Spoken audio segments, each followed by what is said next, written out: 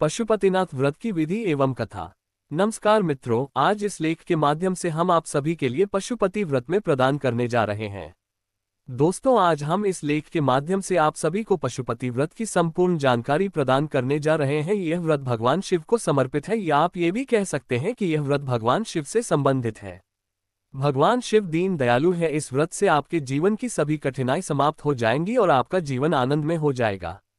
यह व्रत मुख्य रूप से 5 सोमवार किया जाता है। इस व्रत का प्रारंभ सोमवार के दिन किया जाता है। इस व्रत में आपको क्या क्या सावधानियां बरतनी है और इन उपायों को करके आप भगवान शिव को खुश कर सकते हैं, ये सभी जानकारी आपको इस लेख के माध्यम से मिल जाएगी। इस व्रत को रखने का नियम यह है कि जिस सोमवार से यह व्रत रखना है उससे एक दिन पहले ब्रह्मचर्य का पालन करें। सोमवार के दिन सूर्योदय से पहले उठकर नित्य कर्मों के बाद यदि आपके घर के पास कोई पवित्र नदी बह रही हो तो जाकर उसमें स्नान कर लें, नहीं तो नहाने के पानी में थोड़ा सा गंगाजल मिलाकर घर में ही स्नान करें। 2. स्नान के बाद पूजा की थाली बनाएं जिसमें धूप दीप, शमी पत्र, बेलपत्र, भांग धतूरा, मंदार पुष्प, पंचामृत आदि भगवान शिव के मंदिर में जाएं। 3. याद रखें कि व्रत के पहले दिन आप जिस मंदिर में जाते हैं बाकी के 4 सोमवार उसी मंदिर में जाएं। 4. शिव मंदिर में जाकर घी का दीपक जलाएं। हो सके तो मिट्टी या आटे का दीपक भी बनाया जा सकता है। हो सके तो शिवलिंग के आसपास की जगह को अच्छे से साफ कर लें।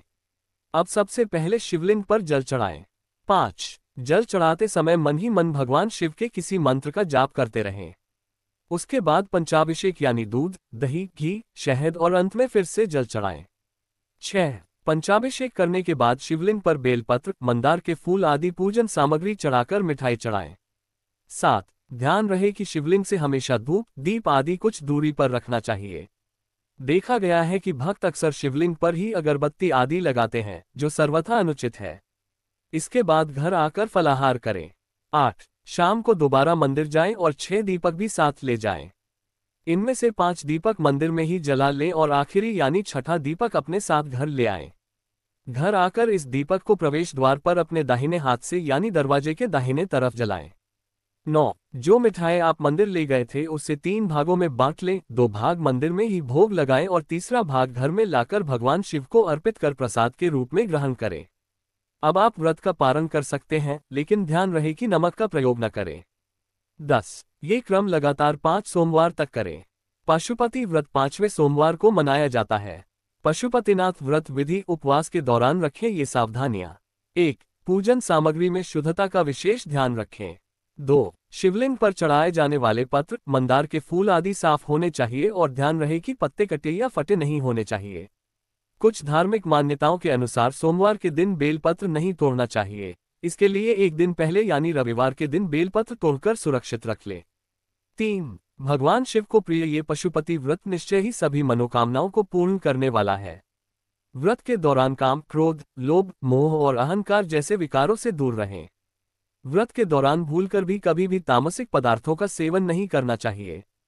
4. वैसे तो कभी भी हिंसा नहीं करनी चाहिए, लेकिन इस दौरान कभी भी इंसान या किसी जानवर के साथ हिंसक व्यवहार नहीं करना चाहिए। 5. महिलाओं और बच्चों को सम्मान दें और किसी भी प्रकार के अनावश्यक वाद विवाद और कलह में न पड़ें। पशुपति व्रत कब नहीं करना चाहिए? वैसे तो कोई भी व्यक्ति पूरी श्रद्धा से इस व्रत को कर सकता है, लेकिन यदि कोई बीमार है या वृद्धावस्था के कारण इस व्रत को करने में असमर्थ है तो उसे इस व्रत को नहीं करना चाहिए।